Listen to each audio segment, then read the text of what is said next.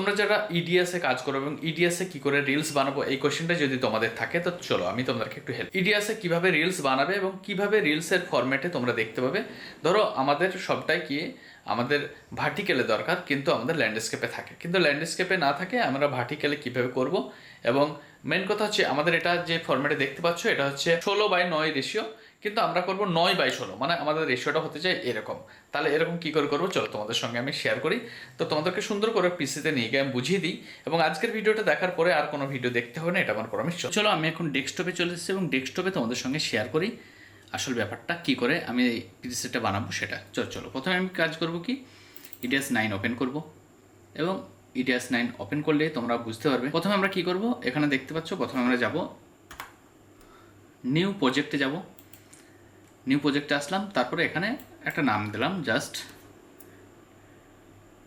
AA, কিছু একটা নাম দিয়ে দিলাম শুধুমাত্র। এখানে আমরা সিম্পলি ফুল এইচডি ফরম্যাটে আসলাম এবং আমি এখানে কাস্টমাইজ যেটা দেখতে পাচ্ছ এখানে কাস্টমাইজ অপশন আছে, এটা জাস্ট টিক দিলাম। টিক দেওয়ার পরে আমি ওপেন করব। তাহলে কাস্টমাইজ টিক দেওয়ার পরে ওপেন করা মানে হচ্ছে আমার টোটাল যে সেটিংটা, আমার যে প্রজেক্টের সেটিংটা সেটা খুলে যাচ্ছে এবং সেই সেটিংটা তোমাদের সঙ্গে এটাকে এখানে বুঝতে হবে। এখানে দেখতে পাচ্ছ অ্যাডভান্সে যাব এবং এখানে ফ্রেম সাইজ যেখানে আছে 1920x1080, জাস্ট আমি এটা কি করব, কাস্টম করে দেবো। যখনই কাস্টম করলাম এখানে আমার চেঞ্জ করার অপশন থাকবে। তাহলে এখানে আমি করব কি 1080, এখানে করব 1920, কারণ আমি এক্সপেক্ট রেশিওটা চেঞ্জ করে দিলাম। এখানে দেখতে পাচ্ছ 16/9 আছে, এখানে আমরা কিন্তু 9/16 করবো, কিন্তু এখানে 9/16 অপশন নেই, তাই 1/1 করে দিলাম। এখানে এক্সপেক্ট রেশিওটা 1/1 করে দিলাম, বাকি সব ঠিক রাখলাম। এবং এখানে দেখতে পাবে রেন্ডার ফরম্যাটটা এখানে ম্যাচ করছে না, তাহলে রেন্ডার ফরম্যাট ম্যাচ করার জন্য করতে হবে সুপার ফাইন করে দিলাম। বাস আমি এখানে ওপেন, এখানে সঙ্গে সঙ্গে সুন্দরভাবে ওপেন হয়ে যাচ্ছে এবং ওপেনটা কোন ফরম্যাটে হচ্ছে সেটা দেখো। এখানে জাস্ট ওপেন হয়ে গেলো। রিলস ফরম্যাট অলরেডি তোমরা এখানে দেখতে পাচ্ছ রিলস ফরম্যাট হয়ে গেছে। একটা ফুটেজ এখানে আমি দিই, টাইম লাইনে আনলাম, বাস এখানে একটা নিয়ে আসলাম, এটা দেখতে পাচ্ছ রিলস ফরম্যাট হয়ে গেছে। আমার এইখানে ফরম্যাট রেশিওটা ম্যাচ হচ্ছে না, তাই এটা ছোটো হয়ে আছে। এটার জন্য কোনো চিন্তার কোনো কারণে ডাবল ক্লিক করো, এটাকে স্ট্রেচ করে দাও, ওকে করে দেবো।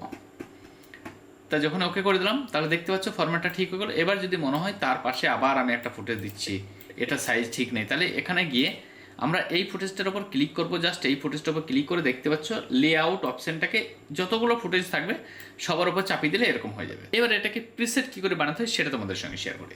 ফাইলে যেতে হবে, ফাইলে আসার পরে তোমরা সেভ এজ টেমপ্লেট, এখানে নাম দেবো প্রজেক্ট টেমপ্লেট ডিতে আছে। আমি এখানে কি করব, শুধুমাত্র নাম দেবো রিলস, আর বলি LS রিলস, আর বড় হাতে দিয়ে দিই এখানে। আর তাহলে সেটিং আমার কমপ্লিট। আমি এখন এটাকে রিলস অলরেডি আমার একটা করেছে, এটা 2 দিই তোমাদের বোঝার জন্য। তাহলে আমি এখানে বাস সেট করে দিলাম।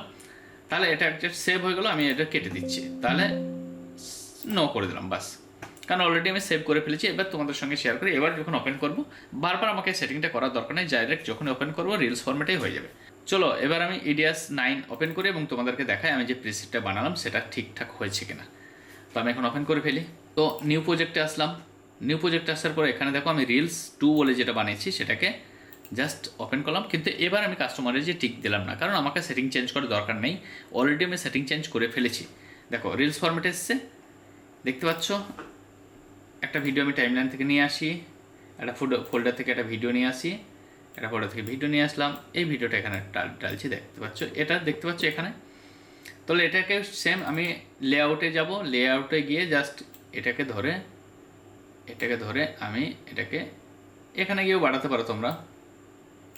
এখানে স্ট্রেচ অপশানে গিয়ে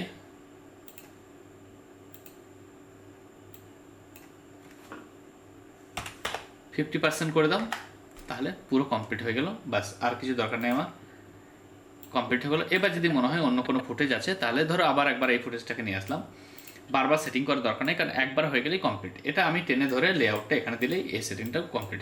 এই লেআউটটা ধরে এখানে দিতে হবে, তাহলে এটাও হয়ে গেল। চলো তাহলে তোমরা বুঝতে পারলে কী করে রিলস ফরম্যাটে রিলস বানাবে। তো চলো রিলস বানাও এবং মস্তি করো। আজকের ভিডিও ভালো লাগলে যদি অন্য কিছু জান, যে কোনো question, wedding photography, videography, cinematography, তো চলো কমেন্টে আসো এবং কোয়েশ্চেন করো। তোমাদের জন্য সব কোয়েশ্চেনের উত্তর আমি রেডি করে রাখছি, সব কোয়েশ্চেনের উত্তর তোমাদেরকে আস্তে আস্তে দেবো। চলো আজকের ভিডিও এখানে শেষ করলাম, টাটা, বাই বাই।